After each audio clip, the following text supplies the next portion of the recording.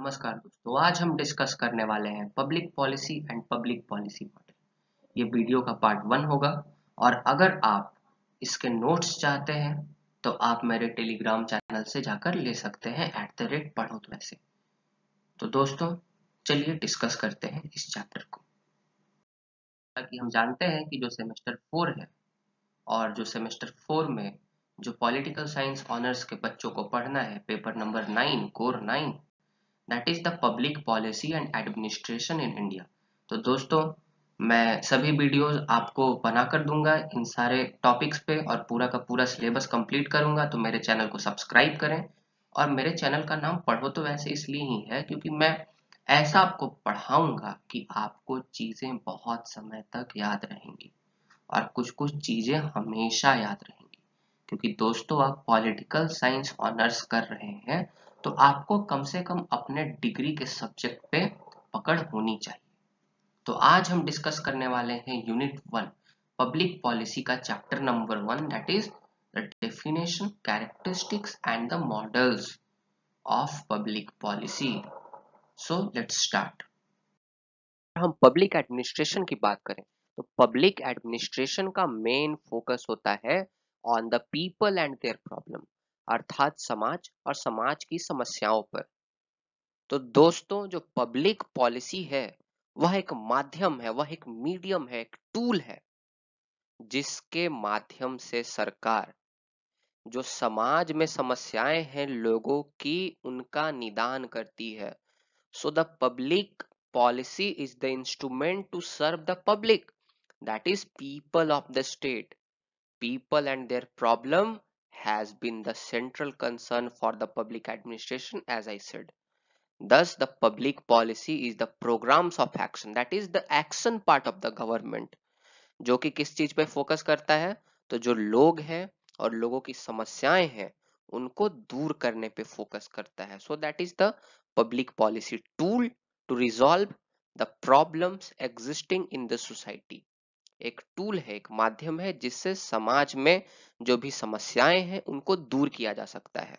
तो इसमें एक गाय पीटर का डेफिनेशन है। देखिए, अगर आप डेफिनेशंस लिखेंगे, अगर आप कोटेशंस लिखेंगे एग्जाम में तो आपको बहुत अच्छे अंक प्राप्त होंगे। तो आपको इसको याद करना पड़ेगा। वही चीज है एक्शन पार्ट ऑफ गवर्नमेंट।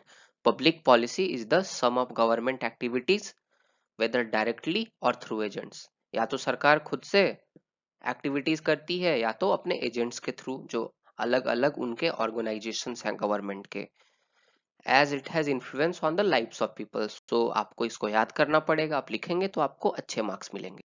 पहला है अकॉर्डिंग टू जेम्स एंडरसन और इसके बाद वाला है थॉमस डाई वाला। तो जेम्स एंडरसन वाला आप याद कर लेंगे, public policy is the purposive course of action followed by an actor or set of actors in dealing with problems or matter of concern। मतलब यही है action part of the government. Public policy is the action part of the government whose main motive is to resolve the conflict existing in the society। Simple सा है। अगला है Thomas die का, जो कि बहुत ही इंपॉर्टेंट है। तो दोस्तों according to Thomas Dye, public policy is whatever government chooses to do और नॉट टू डू। ये बहुत ही इंपॉर्टेंट है। That means public policy does not only include the action part of the government but also the inaction of the government। अगला आपका topic है importance बोल लो, need बोल लो, फीचर्स बोल लो, सिग्निफिकेंस बोल लो, कैरेक्टरिस्टिक्स बोल लो, जो भी क्वेश्चन आया ऑफ पब्लिक पॉलिसी। तो पहला जो फीचर है, इंपॉर्टेंस है पब्लिक पॉलिसी का, that is public policy help us to understand the causes and consequences of public decisions or policy decisions, and hence in this way they increase the knowledge about the society। इसका दोस्तों मतलब यही है कि कोई भी public policy तब बनेगा जब पॉलिटिकल लीडर्स डिसीजन लेंगे, पॉलिसी डिसीजंस लिया जाएगा।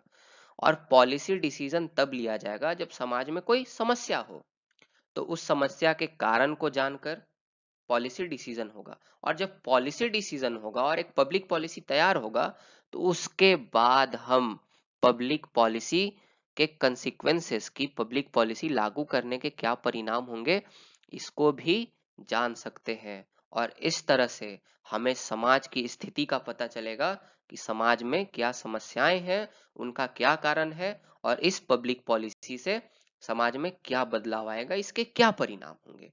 तो कुल मिला के जो समाज के बारे में हमारा जो ज्ञान है उसमें वृद्धि होगी, बढ़ोतरी होगी। तो ये पहला इंपॉर्टेंस है। दूसरा इंपॉर्टेंस है, हम लोग पब्लिक पॉलिसी के माध्यम से प्लान्ड डेवलपमेंट कर सकते हैं। डेवलपमेंट करने के लिए प्लानिंग बहुत ही जरूरी है, ताकि पूरे के पूरे देश का एक समान विकास हो। ऐसा नहीं कि नॉर्थ भारत में ज्यादा विकास हो जाए और साउथ भारत में कम विकास हो जाए, ईस्ट में ज्यादा हो जाए वेस्ट में कम हो जाए। तो हमें यूनिफॉर्मिटी चाहिए डेवलपमेंट में, to discard the regional disparity, इसलिए ताकि कोई भी रीजनल डिस्पैरिटी ना हो। और इसके लिए पब्लिक पॉलिसीज बहुत ही इंपॉर्टेंट हैं। और तीसरा है दोस्तों, पब्लिक पॉलिसी को स्टडी करके, उसको समझ करके हम लोग पॉलिटिकल डिसीजंस को जान सकते हैं कि किस प्रकार से हमारे जो लीडर्स हैं, राजनेता हैं, किस प्रकार से डिसीजंस ले रहे हैं। और हम लोग डिबेट में पार्टिसिपेट कर सकते हैं, पॉलिटिकल डिस्कशन में पार्टिसिपेट कर सकते हैं, और गवर्नमेंट को इवेल्युएट भी कर सकते हैं, गवर्नमेंट को देख सकते हैं गवर्नमेंट कैसा काम कर रही है। एंड माय डियर फ्रेंड्स, हमेशा हम लोग एनालाइज करते हैं, गवर्नमेंट को इवेल्युएट करते हैं on the basis of the policies made by them. So this is also one of the importance of the public policy. अगला है दोस्तों, हम गवर्नमेंट के पब्लिक पॉलिसीज के माध्यम से ये पता लगा सकते हैं कि समाज के किस वर्ग की ओर उस पॉलिटिकल पार्टी का जो कि अभी पावर में है और जो अभी पब्लिक पॉलिसी बना रही है उसका झुकाव है। अगर अभी let's say political party A power में है, तो हम उसके पब्लिक पॉलिसी को देखेंगे तो हमें पता चल जाएगा कि समाज में वह कौन सा कम्युनिटी है जिसके तरफ पॉलिटिकल पार्टी का झुकाव है। क्योंकि हम साफ देखेंगे कि जो पब्लिक पॉलिसी है उसमें एक कम्युनिटी का कुछ ज्यादा बेनिफिट होगा, किसी और का थोड़ा कम होगा। तो ये भी चीज है दोस्तों। So through public policy we can predict the inclination of political decision makers. अब हम लोग पब्लिक पॉलिसी के माध्यम से समाज के समस्याओं को भी समझ सकते हैं एक पर्टिकुलर एरिया में, और कंडीशन भी जान सकते हैं। मान लीजिए एक पब्लिक पॉलिसी बनी कि भारत के लेट्स से ए क्षेत्र में पानी की व्यवस्था कराई जाएगी, तो इससे ये पता चलता है कि वहां पानी की समस्या है, वहां जो लोग रह रहे हैं उनके पास पानी नहीं है। और हमें इससे वहां के समाज के कंडीशन का भी पता चलता है कि वहां के जो लोग हैं उनमें वो बीमारियां होती होंगी जो कि गंदे पानी पीने से होती है, क्योंकि वहां पानी नहीं है, लोग कहीं से भी पानी पी लेते हैं। तो दोस्तों, हम पब्लिक पॉलिसी को देखकर उसको पढ़ के बता सकते हैं कि अगर एक पर्टिकुलर एरिया के लिए पब्लिक पॉलिसी बनी है तो उस एरिया में क्या प्रॉब्लम होगा और उस एरिया की कंडीशन क्या होगी। अब दोस्तों, पब्लिक पॉलिसी मॉडल की ओर, तो अगर पब्लिक पॉलिसी मॉडल की बात करें, देखिए कोई भी मॉडल हो, not only public policy model, हम लोग मॉडल किसी भी चीज का इसलिए बनाते हैं ताकि हम उस चीज को सिंपल वे में समझ सके, ताकि हमारे माइंड में क्लैरिटी। तो दोस्तों, यही काम है पब्लिक पॉलिसी मॉडल का भी। पब्लिक पॉलिसी मॉडल आम जनता को समझाने की कोशिश करती है कि जो लोक नीतियां हैं, जो कि पब्लिक पॉलिसीज है, वह कैसे बनती है, उन्हें बनाने के पीछे किनका हाथ होता है। तो दोस्तों, यही है पब्लिक पॉलिसी मॉडल, और अभी हम लोग बहुत सारे पब्लिक पॉलिसी मॉडल को पढ़ने वाले हैं। तो वही चीज लिखा हुआ है, आप इसको मेरे टेलीग्राम चैनल से ले सकते हैं, पूरे के पूरे पीडीएफ को, इसका जो पीपीटी है। और आप यही लिखें, क्योंकि ये स्टैंडर्ड बुक से लिया हुआ है, विद्युत चक्रवर्ती से, और मैंने इसे सिंप्लीफाई करके लिखा है, तो आप इसको एग्जामिनेशंस में आराम से लिख सकते हैं। So this is the simplified representation of some aspect of real life public policy model helps the common man to understand the dynamics of public policy formulation, कि किस प्रकार से पब्लिक पॉलिसी बनती है। और पब्लिक पॉलिसी तो हम जानते ही हैं, सरकार बनाती है और सरकार जब बनाती है तो उसमें उतना ट्रांसपेरेंसी नहीं होती, ज्यादा ट्रांसपेरेंट प्रोसेस नहीं होता, इसलिए यहाँ लिखा हुआ है that takes behind the closed door, and to understand that what is happening behind that closed door, how the policies are being made, we are referring to the public policy models. तो दोस्तों यही चीज है, it basically simplifies and clarifies our thinking towards policy and our politics. It gives us the explanation of public policies and predict its consequences. अब मैं public policy model बताने जा रहा हूँ, बहुत अच्छे से बताऊंगा, 100% आपको समझ में आएगा।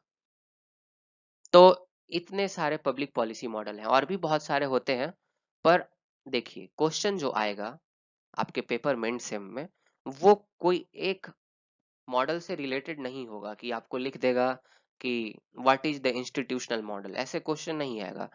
आपको पूरा का पूरा क्वेश्चन आएगा कि discuss the types of public policy models. तो उसमें आपका मन तो आप 5 लिख सकते हैं, आप 8 लिख सकते हैं। 8 तो आप लिख नहीं पाएंगे क्योंकि आपके पास समय नहीं रहेगा, क्योंकि आपको टाइम भी मैनेज करना है। मुश्किल से 35 मिनट एक क्वेश्चन को लिखने के लिए मिलते हैं, उसमें भी आपको 5 पेज लिखना होता है, जो कि बहुत डिफिकल्ट होता है, 3 घंटे में 5 क्वेश्चन अटेम्प्ट करना। तो दोस्तों इन इंस्टीट्यूशनल मॉडल है, प्रोसेस मॉडल है, ग्रुप मॉडल है, रैशनल मॉडल है, एलिट मॉडल है, इंक्रीमेंटल मॉडल है, सिस्टम मॉडल और गेम मॉडल, हम सबके बारे में वन बाय वन डिस्कस करने वाले हैं। तो सबसे पहला institutional model. So according to institutional model यह कहता है, संस्थागत प्रारूप यह कहता है कि जो एक लोक नीति है, लोक नीति जो है वह एक डायरेक्ट आउटकम है इंस्टीट्यूशंस का, जो हमारे गवर्नमेंटल इंस्टीट्यूशंस हैं वही पब्लिक पॉलिसी बनाते हैं। इंस्टीट्यूशनल मॉडल तो यहां तक कहती है कि हम एक लोक नीति को तब तक लोक नीति नहीं कहेंगे जब तक यह गवर्नमेंटल इंस्टीट्यूशन के द्वारा बनाया गया ना हो और इंफोर्स ना किया गया हो, इंप्लीमेंट ना किया गया हो। तो दोस्तों ये गवर्नमेंटल इंस्टीट्यूशंस को इतना महत्व क्यों दे रहे हैं? तो इसलिए इतना महत्व दे रहे हैं क्योंकि जो गवर्नमेंटल इंस्टीट्यूशंस हैं, दे लेंड्स द लेजिटिमेसी, यहां थोड़ा स्पेलिंग का एरर है, इसको आप देख लें, यहां लेंस नहीं होगा, यहां लेंस होगा। वो क्या करते हैं, वो पब्लिक पॉलिसी को लेजिटिमेट बनाते हैं, वैधानिकता प्रदान करते हैं, पब्लिक पॉलिसी को यूनिवर्सैलिटी देते हैं। अगर एक कोई प्राइवेट कंपनी अगर पूरे समाज के लिए पब्लिक पॉलिसी बनाए तो लोग उसकी बात नहीं मानेंगे, क्योंकि वह प्राइवेट कंपनी वैध नहीं है, लेजिटिमेट नहीं है, क्योंकि हमने सरकार को चुना है हमें अपने आप पर शासन करने के लिए। तो इसीलिए दोस्तों हम सरकार की बात मानेंगे, क्योंकि सरकार के पास क्या है, लेजिटिमेसी है। इसीलिए, और साथ ही साथ यूनिवर्सैलिटी है, सरकार चाहे तो पूरे के पूरे देश में एक पब्लिक पॉलिसी को लागू कर सकती है। तो इसीलिए इंस्टीट्यूशनल मॉडल इतना जोर देता है गवर्नमेंटल इंस्टीट्यूशन पर। सो according to institutional model, the public policies are direct outcome of the governmental institutions। और हम लोग ये, आप 2 पॉइंट ध्यान में रखिएगा, इस मॉडल के माध्यम से हम लोग क्या पढ़ते हैं, हम लोग relationship between the government institutions and content of the public policy, अर्थात जो लोक नीति का जो कंटेंट है और जो गवर्नमेंटल इंस्टीट्यूशंस हैं, जो कि सरकारी संस्थाएं हैं, उनके बीच में हम संबंध को देखने का प्रयास करते हैं अकॉर्डिंग टू इंस्टीट्यूशनल मॉडल। और साथ ही साथ क्या प्रभाव पड़ेगा इंस्टीट्यूशंस का पब्लिक पॉलिसी पर, और पब्लिक पॉलिसी का क्या प्रभाव पड़ेगा इंस्टीट्यूशंस पर, ये दोनों भी जांचने का प्रयास करते हैं। क्योंकि दोस्तों पब्लिक पॉलिसी पर तो इंस्टीट्यूशंस का प्रभाव पड़ेगा ही पड़ेगा, लेकिन पब्लिक पॉलिसी का भी इंस्टीट्यूशंस पर प्रभाव पड़ेगा, क्योंकि कोई कोई पॉलिसी ऐसी होती है जो कि इंस्टीट्यूशंस के फंक्शन को भी शेप करती है। तो दोस्तों अब आगे अगली पब्लिक पॉलिसी डिस्कस करते हैं। Next one is process model. So the process model treats the public policy as political activity. तो यहाँ एक टर्म आता है पॉलिटिकल एक्टिविटी। तो स्टूडेंट्स का यही प्रॉब्लम होता है कि वह सेमेस्टर 1 नहीं पढ़ते। मेरे भी कुछ स्टूडेंट्स हैं, कुछ नहीं पता, सेमेस्टर 1 में पता नहीं क्या पढ़ाया था, कुछ याद नहीं है। तो पॉलिटिक्स के 3 कोनोटेशंस होते हैं। उस समय वैसे मैं नहीं पढ़ाता था, मैं पढ़ाया होता तो ये सब चीजें क्लियर रहती। तो अगर आपको भी ये पता नहीं है तो आप जाकर मेरे जो वीडियो के लिस्ट है उसमें से आप देख सकते हैं। 3 कोनोटेशंस होते हैं दोस्तों पॉलिटिक्स के, political activity, political process and political power. आपको तीनों के बीच अंतर जानना बहुत ही जरूरी है। तो दोस्तों जो प्रोसेस मॉडल है, प्रोसेस मॉडल आर्ग्यू करता है कि हमें जो कंटेंट है पब्लिक पॉलिसी का उस पर फोकस नहीं करना चाहिए, हमें फोकस करना चाहिए उन स्टेप्स पर, उन प्रोसेसेस पर जिनको फॉलो करके एक पब्लिक पॉलिसी बनती है। अर्थात जो स्टेप्स, दो जो प्रोसेसेस इन्वॉल्व है पब्लिक पॉलिसी मेकिंग में।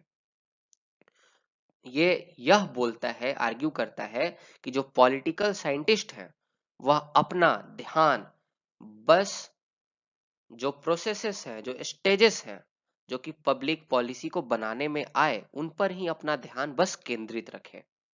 क्योंकि एक बार हम जब ये जान लेंगे कि एक पब्लिक पॉलिसी किन स्टेप्स को फॉलो करके बना है, तो हमारे लिए ये जानना आसान हो जाएगा कि एक पब्लिक पॉलिसी कैसे बनता है और उसे कौन बनाता है। परंतु दोस्तों प्रोसेस मॉडल का एक यही लिमिटेशन है कि यह नहीं बता पाता कि पब्लिक पॉलिसी कौन बनाता है। हाँ, ये बताता है कि कैसे बनता है। तो the different model have the different advantages and the disadvantages.